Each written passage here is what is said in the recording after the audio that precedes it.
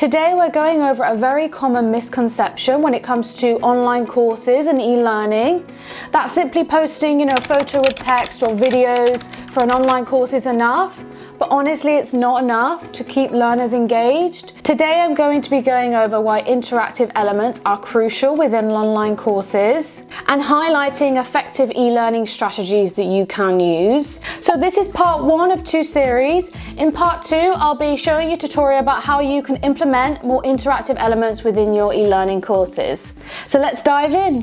So imagine a world where learning is not just about watching, it's about doing, it's about creating. Just like interactive elements within e-learning. But unfortunately, a lot of us have missed that element within e-learning. We've got the content there, we've created some visual, great content, but we kind of missed the rest. And I'm seeing it a lot, and that's why I thought this video would really benefit from kind of just going over what I've personally experienced as a learner myself, as well from an instructional design perspective as well. So I've come across a lot of language learning courses because I'm trying to learn a language. I'm actually trying to learn Spanish, and I come across loads because I'm following different people on YouTube, Instagram, etc.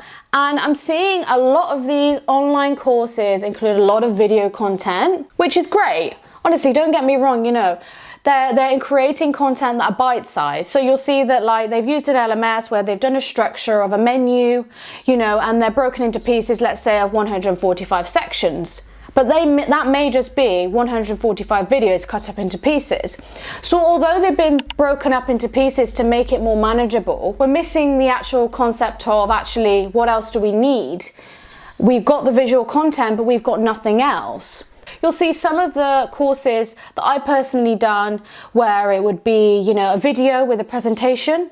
So you would have to proceed through, unlock, and then you'd continue on with the videos. So the whole e-learning course is videos.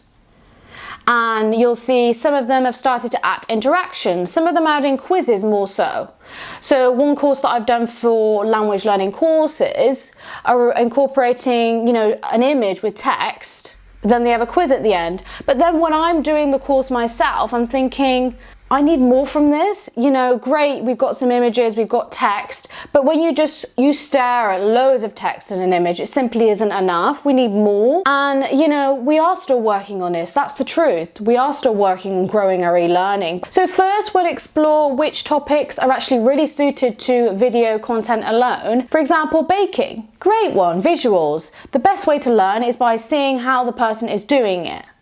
Of course, you may have some materials alongside it, recipes, PDFs alongside, but the visuals are the most effective when it does come to baking. Another great one is fitness workouts. I really like using online courses fitness workouts, and the greatest way to do it is through visuals, being able to follow, the exercises, and that works really well as a storytelling feature. Another one that works in your favor as well is softwares. I've done some courses where I've been learning, for example, Advanced Articulate 360 Storyline. I've done a course on that, and it was heavily focused on text and video.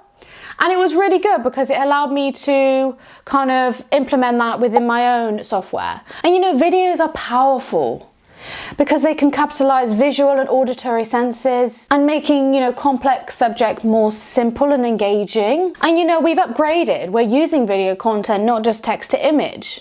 So I think that, we're constantly improving, and it's kind of a work in progress situation. So now I'm going to cover the cognitive load. Such an important detail. I've covered this a lot on my channel already. If you do want to learn more about it, I've covered 1 or 2 videos. One video is covering the cognitive load psychology within AI, like when we have Siri and Alexa. That's all to do with the cognitive load and how they understand us and how we speak. And again, I make a video on the avatars, the AI avatars, and how the cognitive load is such an important factor within e-learning as well. So if you do want to check them out, I'll pop them above me as well. So it's basically about processing information. So the cognitive load is about how our brains only handle so much information at once. When you dump a ton of information on learners, being able to not feel overwhelmed. And it's just the same as long videos or lots of videos, hours and hours, 24 hours of videos. It's about trying not to overload the learner. That's what the cognitive load is all about. You know, we all can get easily overwhelmed. I can, we all can. It's part of the process. But if we can try and make the content more engaging with bite-sized information, it really does make a difference. So an example of why interactive elements could really benefit a certain topic is language learning. I've spoken about it before. You know, they could really benefit from pronunciation, grammar exercises, real-time feedback. And you know, with medical training, it's such a big one. You know, we are always learning something new within the medical field, and having interactive content is vital. Another one, compliance training. You know, that can be a long topic, and I think scenario-based situations within a workplace really does make a difference. You know, it's great to give the information, but we're missing the rest. So now let's cover passive learning and active learning. This is what it's all about. You know, watching a video is passive. Like you're doing now, you're watching a video, it's passive. But then if we want more from something than obviously one video, we want to add more, like an online course, a structure, a menu, interaction. You know, you're absorbing the information, but you're not taking any action. Active learning, you're getting involved. For example, you're cooking, you're making it yourself. Just like when I was doing my online course, as I mentioned, learning a software. I saw the video learning course, but then I had to get involved and start using it on the systems myself so that I can actually know that I've understood what they've told me. So how are we using active learning within e-learning? We're using active learning with quizzes, interaction, simulations, interactive exercises to help learners retain information better by applying what they've learned. Feeling actively engaged is all about how you can retain the information and you remember it. Now let's look at some real life examples. For example, you've got language learning apps like Duolingo and Babbel. You know, they're great, right? They gamify learning with quick exercises and fun quizzes, making it easy for you to practice a little bit by day, you know, 5-10 minutes. But I personally have come across so many different online creators who are creating language learning courses that I've really implemented this in a way that's really beneficial. One person I really like is English with Lucy. So English with Lucy provides online courses for people, you know, learning English maybe as a second language. And I feel like these courses go beyond the basics and add a lot of interaction, real life practice, detailed feedback. And I think these type of online courses offer a richer, more comprehensive learning experience. So with English with Lucy, she really does incorporate lots of different elements, bite size as well, which I really like. I feel like, you know, it depends what type of learner you want to be, you know, whether you want to be casual or whether you want to really dig deep and learn more extensively. So I feel like the apps are great for fun, practice, casually, but if we're looking to kind of have more structure, like for example, when I'm looking to really extensively learn about a language, I look at online structured courses. Similarly, you know, platforms like Coursera are fantastic, you know, for structured courses, especially if you're looking for more like university or academic experience. They offer a mix of enhancing in learning, such as, you know, video, reading exercises, assignments, discussion prompts as well. I know it takes a lot of time to create all this content. So Lucy actually has an instructional designer. So, you know, obviously that's what we do. We create the content. So if you do feel like, okay, it's not going to be able to manage, you can hire someone to do that.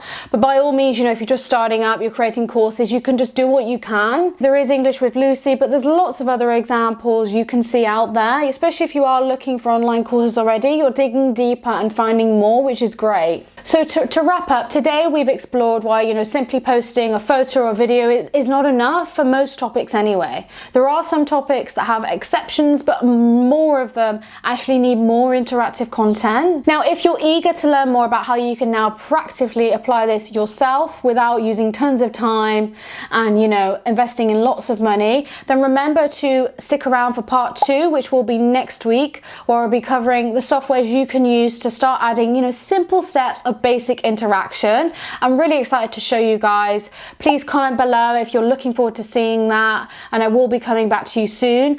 Remember to subscribe, guys, otherwise you won't be notified of the next video. So hopefully by now you can understand what I mean by just implementing a little bit more. You know, it doesn't need to be a lot, but I really do think it does make a difference. I hope you guys agree with me as well. Thank you guys for watching. Give me a thumbs up if you do like what you hear. Look forward to hopefully catching you guys here soon. Have a good one.